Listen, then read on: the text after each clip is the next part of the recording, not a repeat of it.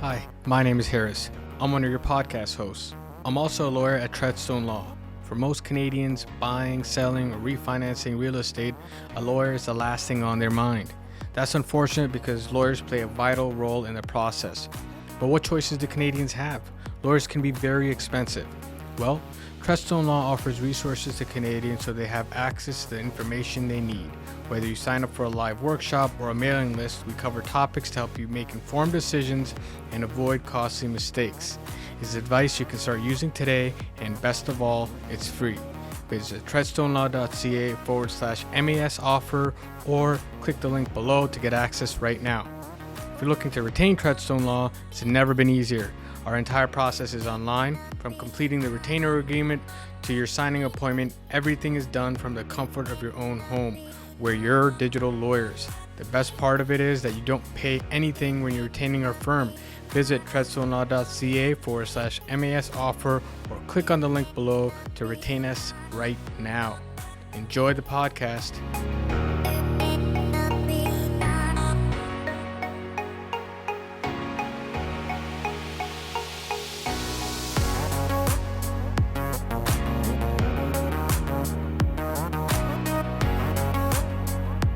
Welcome to another episode of Hustle and Grit. Today on our show, we have Hugo Dos Reis. Hugo is a passionate mortgage advisor known for providing value to his clients and creating a unique client experience. In an environment where clients now have access to overwhelming amount of information, Hugo helps clarify and explain your options while ensuring your needs are the number one priority. Welcome to the podcast, Hugo.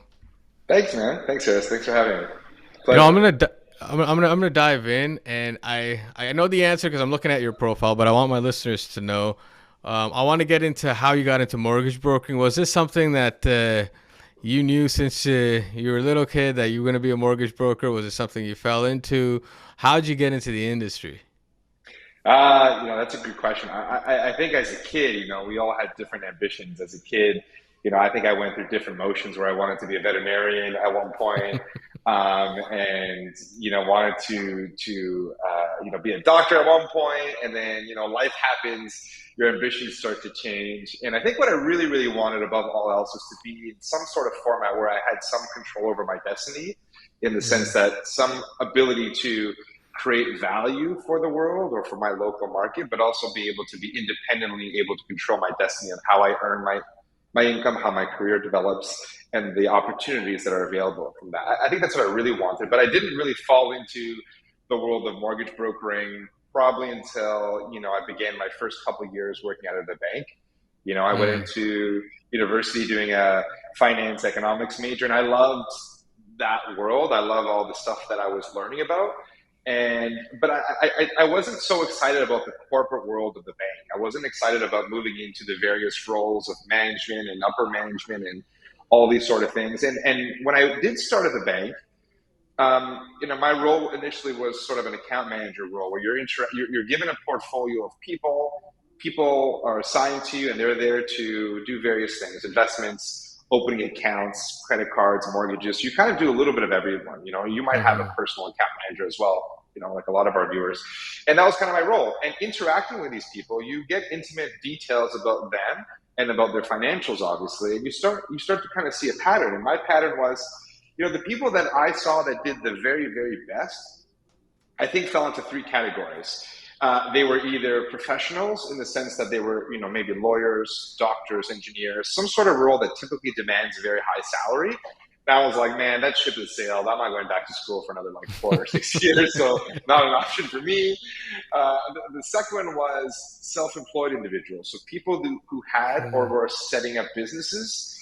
I was servicing the downtown Toronto core. So we had all kinds of established businesses. And I noticed that they were very successful financially anyways.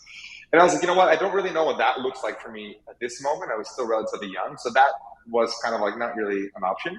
And the third one was the world of sales and commission salespeople. And I Mm. was interacting with all kinds of different salespeople, whether they were insurance, consultants, whatever. And I was like, this is probably something I can get into. And, I identified that the lending part of my job, or mortgages specifically, is what I liked the most. And I kind of started building a career out of the possibilities of doing that. And obviously being a mortgage broker, we're 100% commissioned. You get paid for what you earn. And I like the idea of the endless possibilities of that world, and also the reality that I'm helping people, put solutions together to build real estate portfolios, to build, their personal net worth and all these sort of things. And that was kind of the beginning of that for me. And, ultimately ended up in this world and kind of have hit the ground running since then. That's kind of the backstory and all that for me.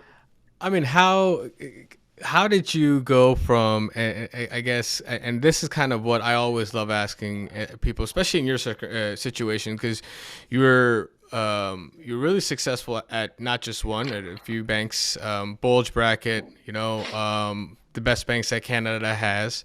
And then you're going from there, something that, from an outside perspective has reputation, job security, has all of that. And then you're moving into an area where it's all commission based, all basically however many people you help, you have to kind of find those people, you have to help them out, you have to do everything. What was that kind of transition mentally? Or was it just kind of like, you know what, I know I'm going to do this. Here you go. Like, yeah, I'm it's like, I think you either have it or you don't. We interview a lot of people. We're a very unique team where we only want the best of the best, and there's certain attributes that come with that. And I think for me, it was I had a desire then, and I continue to have it now, where I'm never necessarily happy with, and I'm not saying this in a negative way, I always want to aspire for a little bit more. I always want to push myself a little bit more. I'm very grateful for everything that I have and everything that I've built, but I also humble myself regularly and remind myself that I'm nowhere near where I think I'm capable of going to. So that little fire kind of motivated me at that moment of my life. And I also think that I had a perfect blend of circumstances where I had just gotten married. My overhead in terms of expenses was relatively low. I didn't have a car because I lived in Toronto, so I didn't really need one. Mm-hmm. So I was able to sort of tell myself that I can probably do this for like 2 years and make $0 and I would be okay. I probably wouldn't live the life, but I would be okay. Yeah. And I think once you take away the financial restriction, which is, I think, what affects a lot of people from going into this world or going to a world of no certainty of income. Once you can eliminate that and just tell yourself, I have nowhere but to go up. Like, I have to be successful. Like, there is no plan B here. I think that mindset and that moment of my life sort of allowed me to transition pretty easily, I think. And because I was already kind of extremely motivated and I had a business plan and I put on a suit. Actually, I'm telling you this in secret. I don't think too many people know this, but I have a YouTube video. I think I've done one video. Yeah. If you Google search Hugo on YouTube, I'm sure it's there somewhere. I have a suit on and I'm wearing like underwear under that. And I really did my first video at like 10 p.m. at night, trying to like build up some momentum and things like that. So I put myself in that mode from the beginning. Like the first day I was sitting in the kitchen wearing a suit to work from my house, just to kind of get my mind in that mindset so that I can be professional, have those conversations and not treat it as like, I'm at home, I'm going to go make a snack now and I'm going to, watch a little TV. Like I treated it seriously from like 8 to, 6 p.m. And after hours, I was trying to go to as many events as possible, and I remember telling my wife, I'm like, listen, there's this little random event. Let's treat it as a date night / networking thing. And that way we can have a little date, but I can try to get some business. So, the beginning was kind of a lot of that hustling and grinding, which is basically the nature of this podcast, right? And all that's really changed is I'm doing that at a much higher level than I was before. But that, that grind and that desire to want more and to not be happy with where things are at right now, I think is still there and it continues to be there. And I think that's what distinguishes the people we bring on that are top performers that want to go to the next level to the ones that are completely content, which is completely fine at the level they're at, and they're just cruising on there. So that for me was the transition. And I always admire people in my world or any business really who have made the shift to go 100% at the mercy of the market to earn their income, because that takes a certain type of person to do that, and it's scary, especially right now. It takes a lot of courage. It takes courage. Yeah. Especially now people are staying in, and this is why And for all my listeners, whenever somebody comes to me and they say, hey, like, I need to get a mortgage, where should I go? Even though I work with banks all day long, and I love banks, I have nothing against them, I always advise mortgage brokers just because of what you just kind of explained right there, where if a person at the bank is really good at what they're doing, they're not going to be there 5 years from now. They're not going to be there when you have to renew your mortgage. They're not going to be there through that journey, right? And if they are there, there's something wrong. Yeah, Right? that's a good point. I mean, having worked at the big banks, and things have changed a little bit, but a lot of the systems are still the same, and a lot of it's very high. It's a very big system or hierarchy from starting at the bottom and trying to work your way to the upper echelons, if you can ever get to those levels. And typically at the bank level specifically, like the people you're dealing with at the bank, they're generally in those roles on average a year and a half to 2 years. Like that's kind of the expectation before you move into the second, role 2 of your job, or role 3. They have all these crazy names for these things now. And you're right, if you're there for a very long time, it's either because maybe you just don't have the circumstances that moment of your life to be comfortable going into commission role. Because I know a lot of really, really, really good people in the banks that are really great with their clients, but they just aren't comfortable. They don't have that mindset to go into the 100% commission role. Yeah. And that's why they're Yeah. still there. And that's why I said it takes a certain person. But with mortgage brokers, it's completely the opposite, right? So if your mortgage broker is good and you pick the right one, they're going to be there, right? And it's not even just about it's your first home, it's your investment home. It's like you need a credit line, your kid's going off to college, right? Like it's like mortgage brokers, I feel you can build a relationship with, and they know what you're getting into, and you're not at the same time, right? You take that relationship part of it. But at the same time, with a bank, what I always also say is, again, I'm not hating on banks. I love banks. Banks offer a lot of great products. However, if you're going to one bank and let's say you're a shoe size 11 and they've got 12 or a 10, they're going to put you in a 12, right? It's not like it's whatever kind of fits, I mean, right?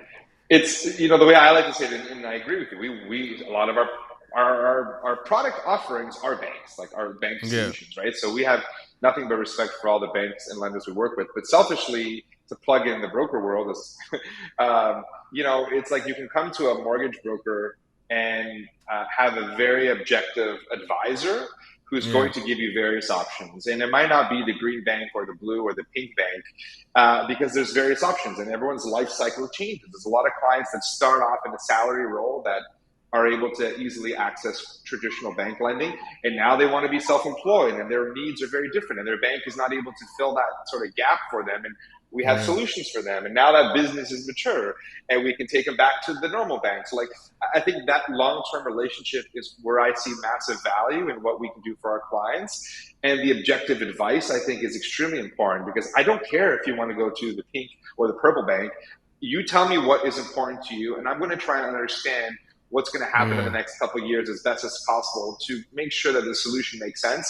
And I'm going to recommend the lenders that can deliver on those things. So I think to a client, it's a very honest system versus dealing directly with one bank who can only tell you that they're the best.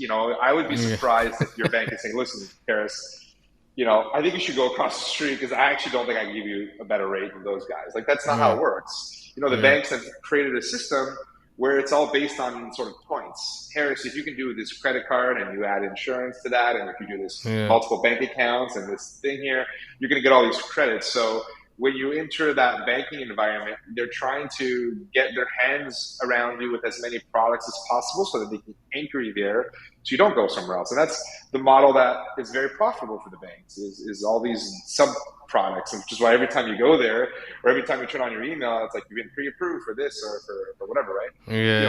That's their MO. I mean, that's how it works. Yeah, I mean, and so again, with the banks, they may have really good products, but again, like you're saying, they're not going to say, well, that product isn't good for every single person that walks through the door.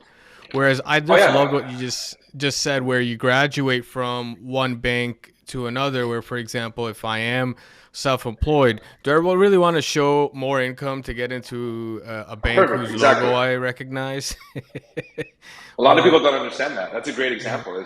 And maybe people don't know this, is you could be making $500,000 in your business, but you only report 10, 20 grand to the CRA Yeah. because you've got a lot of expenses, you're starting up the business, and you want to try and be very liquid to continue to grow your business, add staff, invest, and all that stuff. So if you went to a bank and said, hey, bank, I make 10, 20 grand on paper, but my business makes 500,000, most banks don't necessarily have products to give you a mortgage that, would allow you to get a home that makes sense for you. But there are these B lenders that will charge you a little bit more on the rates. And these days, it's actually not even that far off from a big bank, to be honest, that will say, we don't care how much you show the CRA. We just want to understand your business and understand that you actually make more income than what you're showing, and we'll get you a mortgage that way. So now that solution allows you to show the CRA very little income, and you're saving tens of thousands of dollars on taxes while you're building up your business. Yeah. And the trade-off is a slightly higher rate, which when you do the math is way, way better than going for the lowest rate in the market, but having to show like six figures, Yeah. So this is where the advisory part of our job, and where I think we've been trying to be a little different. It's not just saying, like, this is why on our website, we don't have mortgage rates. We don't lead with mortgage rates. And then whenever someone asks me mortgage rates, I almost sidestep that, because I always say, like, who cares what the rate is? I can give you a rate of 0%, but if you're going to pay all these penalties and fees over the next 5 years, then your rate is irrelevant. All I want to know is what's important to you. Like, what's your monthly payment? Do you need to access money as we go? Like, all these sort of questions that we go through. And then once we've identified the plan, then we give you all the rates that are relevant to you. Because again, like, people get really caught up with mortgage rates, as they should, because they don't necessarily understand the world of mortgage lending. And the easy apple to apple comparison is rates. So this rate's better than this rate, so this must be better. But the reality is, a lot of people who have seen rates go up in the last 8 months or so, if they weren't in a product or a solution that it gave them a little flexibility, they may have had to pay $10,000, $20,000, $30,000 of penalties. So who cares about what your rate was 2 years ago, right? And this is kind of why we've been trying to lead with this advice, which I think sometimes, unfortunately, is lacking in my world.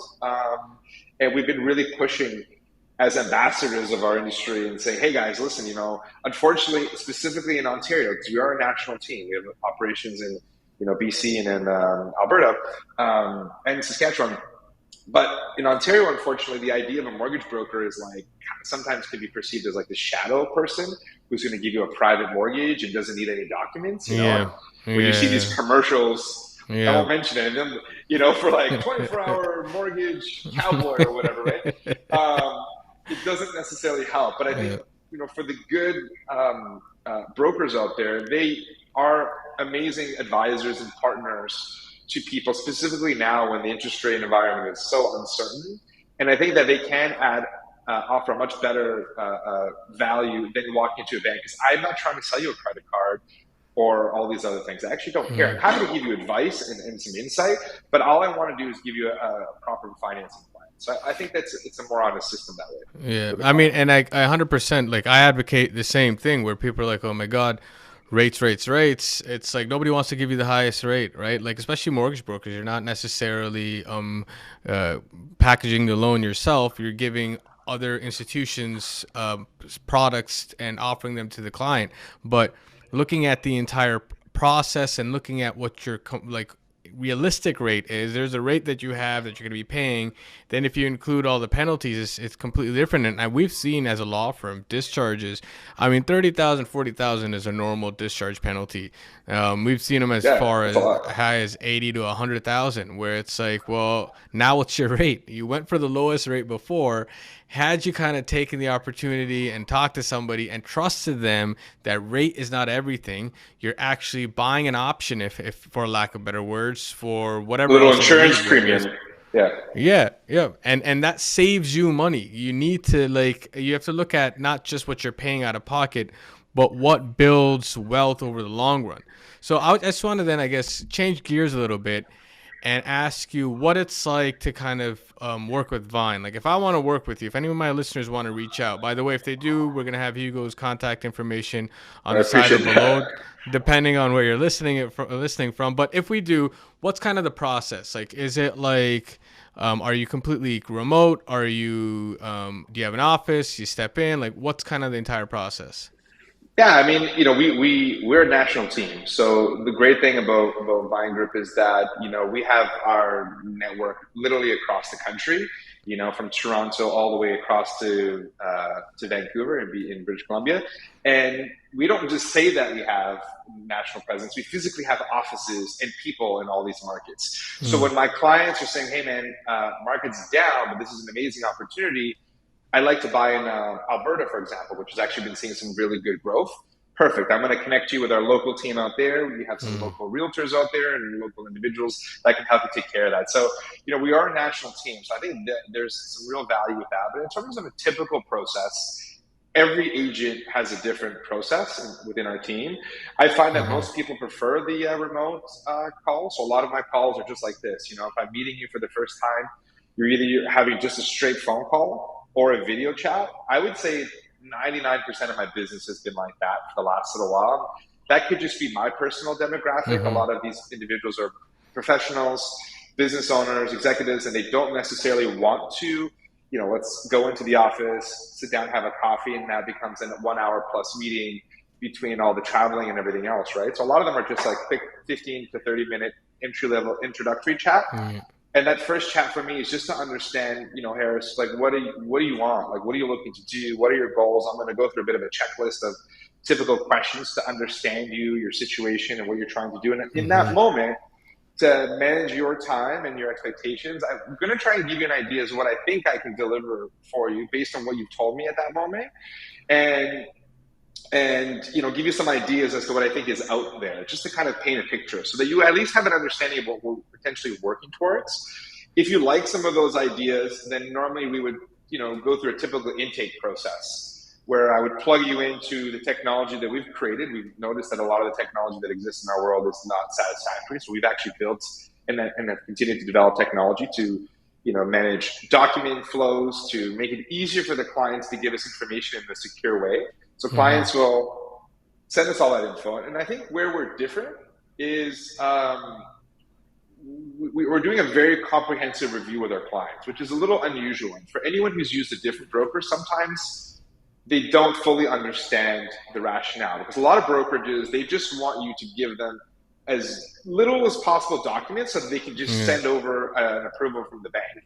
The problem with that is if you don't ask the right questions or review the right documents, that commitment is pretty worthless, because in that commitment, there's probably 10 or 20 conditions which you're familiar with that'll say you need to verify this, this, this, and this. And they're conditions, meaning that you have to provide them before closing. So you may not have provided them up front, but they will be required before they end up at your office to, get the money. And that's where there's a lot of shortfalls in that.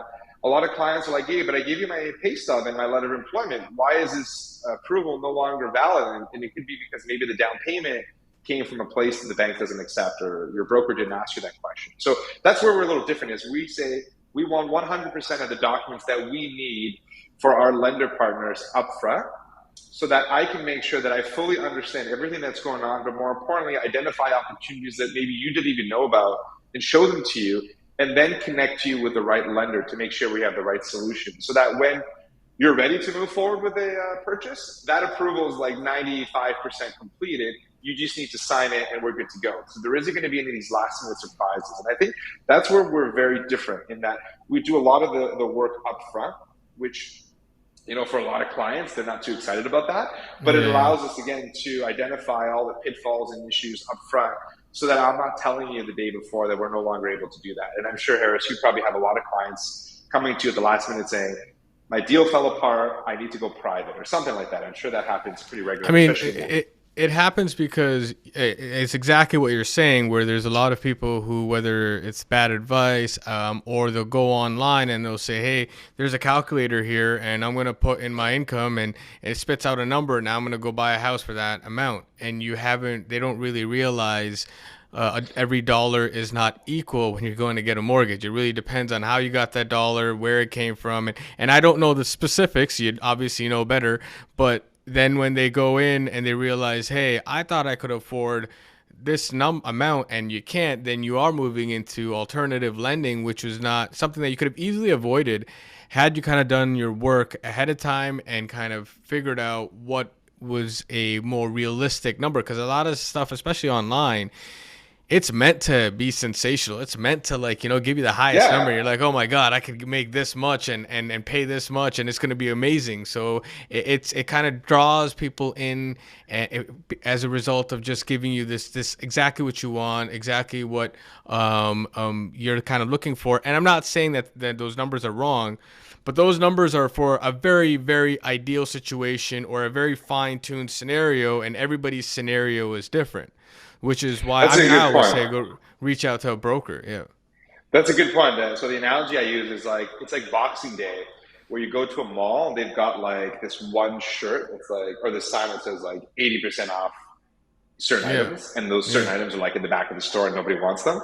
So a lot of the rates that are available online are real rates. They are available, but they're very sort of niche type clients that would have access to those types of rates, and they're basically there to lure you. That's literally the whole point. Is let's get you on to the website. Let's have you apply for it. This is the rate we're starting with. And it's not that you can't get that rate, but it might be that that particular rate of that solution doesn't actually make sense for your needs. Mm. But you went on there and clicked on it, and great. It's a great concept and it works, right? But, our approach is different in that we want to be able to be an advisor for you, and we want to be able to give you the right solution and build a long-term relationship. And, it happens where I have that 10, 15-minute initial call, and I say, Harris, you know what, man? The rate that you got from the pink bank or whatever is actually really, really good. Like, I could probably maybe get you the same rate, but I think you got a really good deal, and I think you should run with that. I'm more than happy to do it myself, but I don't want you to go through that process. If that's all you wanted and it meets all your needs, like those are conversations we have quite a bit as well, in trying to be as transparent and honest as we can with the clients. But if the clients want to go through that process, we are going to ask for that whole package up front. Yeah. Number one, it gives us the ability to provide real advice, so that I'm not telling you at the last second that your file no longer works. But number two, it also lets me know that you're serious about going through the process and getting it done, because we don't charge a fee for what we do typically. There's certain things that we have to charge a fee on, but generally we don't charge a fee for what we do.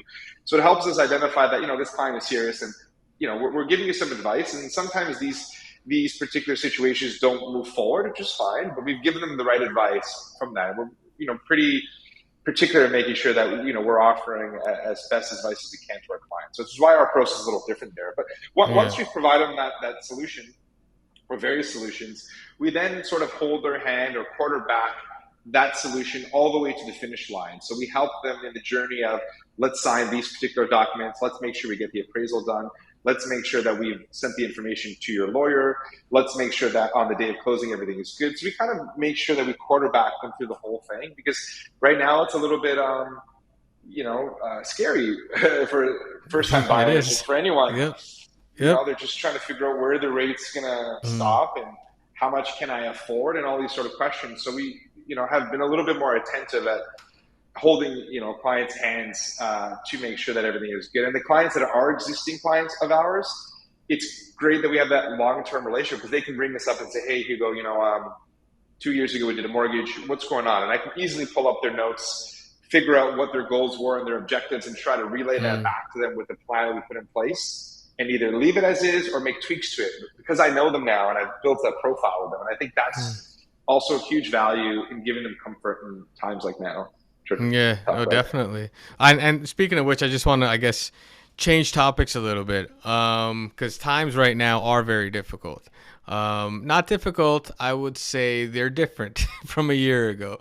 But I want to start off with a crystal ball question. I always like to start off with a crystal ball question.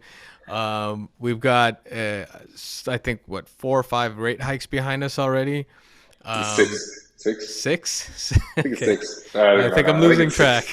Might be 6, but you could be right too. Let's go with 6. But how many do you think are should we be expecting in the months to come? Where do you think we're gonna end off? Let me just refer to my crystal ball water bottle. But I mean, the way I answer that question is, I've got, it all comes down to the data. And, the Bank of Canada has a very difficult job in trying to manage inflation, control expectations of inflation, but also try to not create a recession in increasing rates. It's a really tough job. And I know they get a lot of heat online for everything they've done, but I think they've done a pretty decent job. Personally, I think they should have increased rates sooner. than they did. But it is what it is at this point. You're the So first mortgage broker who's ever said that, even though I agree with you. yeah, I mean, I've got, personally, with the mortgages that I hold, a lot of them are variable. So I've been definitely affected, but as a long-term vision, and I'll get to that in a second too, I think there's still some value with that. But going back to your question, all we can advise clients on is what we know today and what their personal situation looks like and their ability to service these higher rates. So if you're asking me today, the Bank of Canada, they're very careful and mysterious on the communication that they release to the public. So if you look at any of the formal written content, there's a lot of words in there that are hints as to what they're thinking. So the most recent rate increase we had, was it last week? I think it was last week. They indicated that we're nearing the end of the rate hike cycle, but more rate hikes are expected. So that's it's a little bit contradictory. But if you sort of peel back further in that language, there was an expectation that rate hikes were supposed to be 75 points or 0.75, but they only did 50. So I think what that tells me is that the bank is probably feeling that we're very close to the end of the rate hikes. So a 75-point hike probably wasn't required at this time. So they went with a slightly smaller half-point hike. And I think the language to the market that, hey, we're going to do more rate hikes, my opinion, is to make sure that people don't start getting crazy now and going out and buying houses because they're like, hey, man, the rate hikes are over, party's back, So I think they're very careful with that language to avoid the market or, a flood back to, investing in, getting back into real estate. So, I believe that, a lot of the data we're going to see in the next month or two will help determine whether all the impact of these rate hikes have actually funneled through the economy in a way that they needed, because people forget that the first rate hike, I believe, was in March. So I don't know what that is, like 8 or 9 months ago. And we've had 3.25 now, I believe. I'd have to double check worth of rate hikes.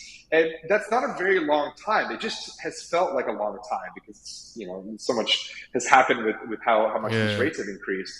But we haven't had enough of an impact to the general economy as a result of those increases. You don't increase a rate and turn on a switch and the whole economy is affected. It takes time to funnel through the supply chain, through the inventory, the cost of goods, everything. And I think we're slowly starting to see some data as a result of these increases. And I think the next bit of data that we will continue to see will determine whether additional rate increases are required. I think the bank is thinking about pausing and sending sort of language around that we're probably near that peak. But if you were to ask me, and what I'm telling clients is I'm telling them, listen, be ready for the potential for another up to 0.5% rate increase. And if you want to be very conservative, another 1% rate increase. I think most economists feel that we might still see another 0.25% increase in December, and I think in January as well. I mean, that doesn't mean anything because economists are wrong all the time. It's like the Weather Channel. A lot of it is live, what's happened in the last few days to determine what we will do, right? But, that seems to be the consensus, is that another roughly 0.5% more worth of increases will likely be needed before we sort of cruise for most of 2023 and until we get inflation back to that 2 to 3% range. Currently we're still in the 6% range, but once we get that inflation down to that 2 to 3% range, that's when we'll see rates start to come down again. So if you're asking me, I would say, plan for another 0.5% increase in your budget. Make sure that you can continue to afford that. Let's see on a month-to-month basis where the data looks like. Is our inflation numbers going down? If inflation is going down, that's a good thing. That means that the increases are having a real effect and that we'll likely see rates pause and not have anything happen. But if inflation continues to go up, then the Bank of Canada is probably going to want to increase rates because they're trying to get ahead of the problem. They're not trying to be reactionary to that. And that's why we saw those aggressive rate increases. I've also read one report, and it was a minority voice or opinion, that we've increased rates way too much and the economy is going to crumble and we're going to need to see rate decreases in the beginning of next year, right? I've also read a report from a reputable source on that. So I don't think that's the case. If it was me banking on it or planning for it or recommending anything, I would say, listen, client, 0.25% to 0.5% is probably realistic if the data sort of trends as it is right now. And then for most of 23, you probably won't see very much. and we'll hopefully see signs that inflation's coming down, improvements in the market and the growth of the economy, and we'll see rates come back down, not where we were before, but definitely lower than where they've been. I think the banks for 2024 are predicting a 1% decrease to rates in 2024. In 2024. I think some banks are at the end of the fourth quarter of 2023, 2024. The general consensus is at least 1 to 1.5% worth of decreases. So yeah, my recommendation is, listen, client, a 1 year fixed, a 2 year fixed is probably not a bad deal right now, especially because the margin between a 1 and 2 year fixed and variable, which is typically what we recommend, is very tight. So it's like, why take the risk of going variable when it can potentially go up even more? Who knows? When you can get, like you said, an insurance policy, get the 1 or 2 year fixed. It's short term, maybe it's a little bit more expensive, but at least you have certainty so that at the end of your 1 or 2 year term, you can renegotiate into something that's a little bit more appropriate for whatever you're looking to do, right? Yeah, I mean, the funny thing I find is that I personally believe right now is the best time to buy a house, just because. I agree. Yeah. I mean, like real estate right now, this is I guess it's going to be over faster than we know. And I don't think the Canadian market is like the American market. American market is, when it crashes, there's no buyers. There's too much supply, not enough demand. Canadian market is very different. In fact, I think the other day we had our government telling us that by 2025, they want to increase the amount of immigrants to 500,000 a year. So if we have a lack of demand, it's because people are kind of on the sidelines going, wait, how high are these rates going to go? And they're maybe a lot of people are trying to see where the bottom of the market is. And I always tell them, listen, if you're timing the bottom, you'll only see the bottom when it's going up, and it's going to go up much faster than it came down. So that's my opinion as well. Part of being an entrepreneur and self-employed is having a very positive outlook on everything, and everything for me is an opportunity. So it's very easy to say real estate transactions are down, business is bad. I don't necessarily see that. What I see is this pie of mortgage lending is a little smaller. I and the rest of our team just need to have a slightly bigger slice of that pie. And the way we're going to do that is be a little bit more proactive in advising people, educating our clients and our realtor partners, who are a very large source of business, because they're the ones who are also feeling the pain, because if they can't buy or sell, they're not earning a commission. Right. So, I think that is the approach that we've taken. And to your point on the market, I wish I bought my house in this market. I mean, my current residence I bought last year, pretty much at the top of the market, and I definitely overpaid for it. And it's definitely worth less than I paid for it, which is fine. But, I see this as an opportunity where, we actually put out some content called Date the Rate, Marry the Home. And the concept is pretty much, don't worry about the rate, because the rate is short term. Put in a rate solution that's short term, whether it's 1 or 2 years. The rate could be 6%. It doesn't even matter.